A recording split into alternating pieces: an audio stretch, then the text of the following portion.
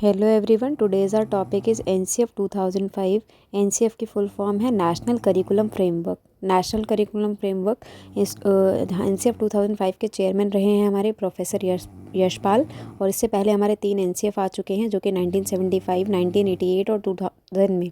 ठीक है। और उस जो हमारा 2005 में एनसीएफ आया है उसका जो मेन जो इम्प्लीमेंट हुआ है वो 7 सितंबर 2005 में हुआ है। और एनसीएफ को अप्रूव किया है केब ने, जिसका फुल फॉर्म है central advisory board of education.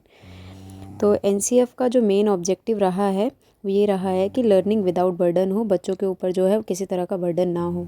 तो मेनली ऑब्जेक्टिव हमारा लर्निंग विदाउट बर्डन है। और रोल ऑफ टीचर का क्या रोल रहेगा according to NCF 2005? Teacher plays role as a facilitator. Teacher जो है एक फैसिलिटेटर की तरह रोल को प्ले करेगा। एनसीएफ 2005 को ट्रांसलेट किया गया है 22 लैंग्वेजेस के अंदर में, क्योंकि नेशनल करिकुलम फ्रेमवर्क जो ओवरऑल इंडिया में इसको इम्प्लीमेंट किया गया है। और इसके जो गाइडिंग प्रिंसिपल्स रहे हैं, इसके मेन ऑब्जेक्टिव्स क्या क्या रहे हैं?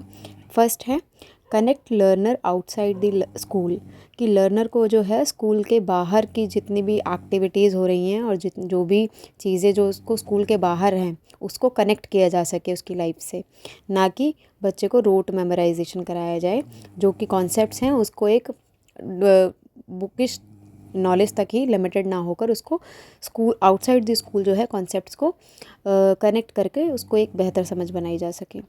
डिमोलिश रोट लर्निंग को जो है पूरी तरह से ख़त्म किया जाए, ताकि जो बच्चा है वो कॉन्सेप्ट्स को अपने रियल लाइफ में अप्लाई कर पाए और उन कॉन्सेप्ट्स के इम्पोर्टेंस को समझ पाए और साथ ही अपनी पर्सनालिटी को डेवलप कर पाए।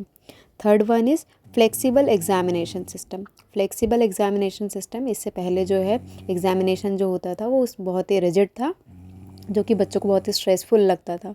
तो उसमें एक चेंज लेकर आया गया, और चेंज जो लेकर आया गया उसमें एग्जामिनेशन को बहुत ही फ्लेक्सिबल किया गया, ताकि जो है बच्चे के ऊपर किसी तरह का स्ट्रेस ना रहे, स्कूल बेस्ड एग्जामिनेशन हो।